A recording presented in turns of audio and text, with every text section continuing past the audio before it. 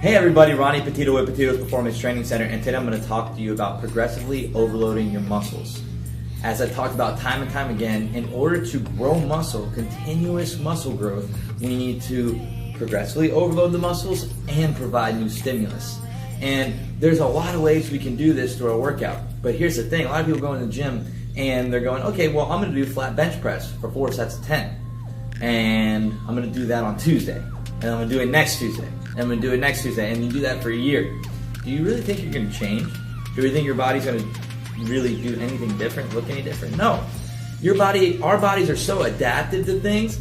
As soon as you get into that workout, about 2 weeks, maybe 3 weeks in, you're going to get used to the weight. Even if, let's say you're using a 45 on each side, which is 135 pounds on a regular 45-pound bar, you're going to eventually get used to it within 3 weeks, 4 weeks.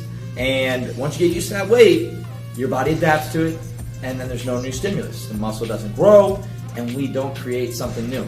We want to continuously grow our muscles. So there's a bunch of different ways to provide new stimulus.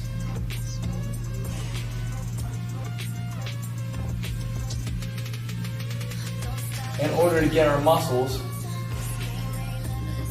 to adapt and change, right? We can increase weight. Increase the weight of each exercise. We can increase or decrease reps, right?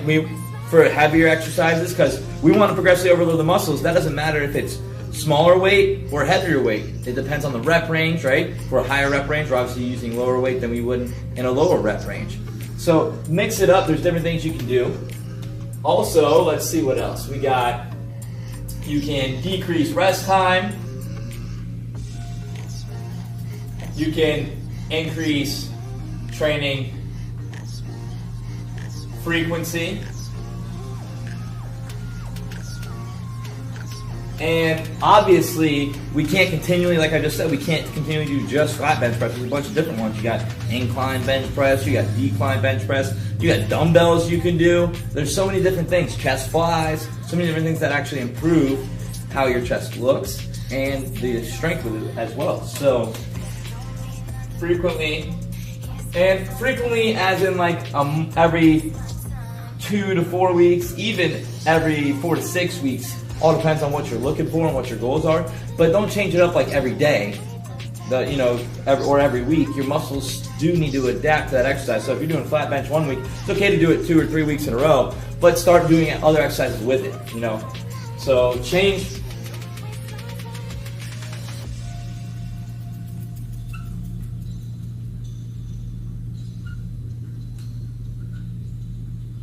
And why do we need to continuously change it up? Well, that's how our muscles grow. We're providing new stimulus. So if we increase weight, boom, we're providing new stimulus. So let's say we're going back to that same thing. We're on flat bench press, 4 sets of 10.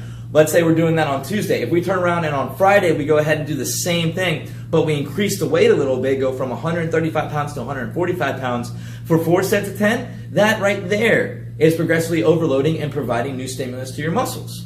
So that it's just a little small change, just little incremental changes that make a huge difference. So basically, the process goes like this. You load, your muscles adapt, and then you increase the load. And then muscles adapt. And you kind of just keep following that same progress, and somewhere along this line, after a couple changes, you're going to go ahead and change the exercise program as well, because, as I said, there's a bunch of different parts to every muscle, right? Quad's got 4, chest has got a bunch of different ones, so there's a bunch of different angles and a bunch of different areas we want to work on, because we want to work everything in our body continuously. So, because we don't want to be able to, you don't want to be one of those guys who's jacked up top, has all this muscle, and then you look at his legs and they're this big. It just doesn't look good for one. And obviously, for everyday activity, it's not good. We want to be functional. We don't just want to be able to walk around and have the ability to do things with our upper body. We want our whole body to interact. So, now, in order for these adaptations to occur, we have to make sure we're doing some things properly for the adaptations to occur, meaning that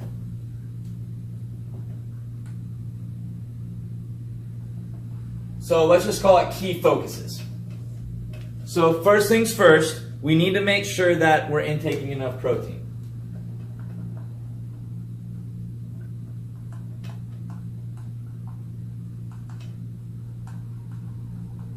We need to make sure that we're getting enough calories so our body can be fueled. So both of these things are fueling the muscles. Protein, obviously our muscles need that to grow. That's the building blocks of our muscles, is protein. So we need to take that maybe before, definitely after our workouts, right? Now we need an adequate amount of calories.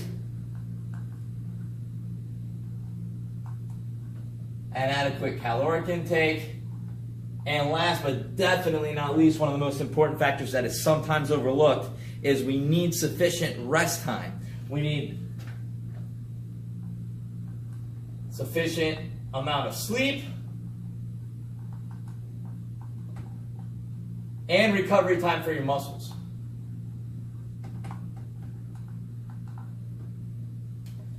So, now, once we get all this together, you kind of see what happens. We need to progressively keep doing different things to provide new stimulus to our muscles.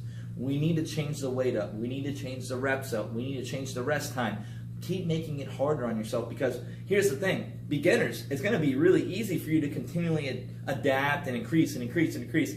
And for the first month, maybe even first 3 months, maybe even first 6 months, it depends on where your fitness levels are and what you're doing, but you're going to keep progressing. And it's going to feel good, and you're going to continuously go, continuously go.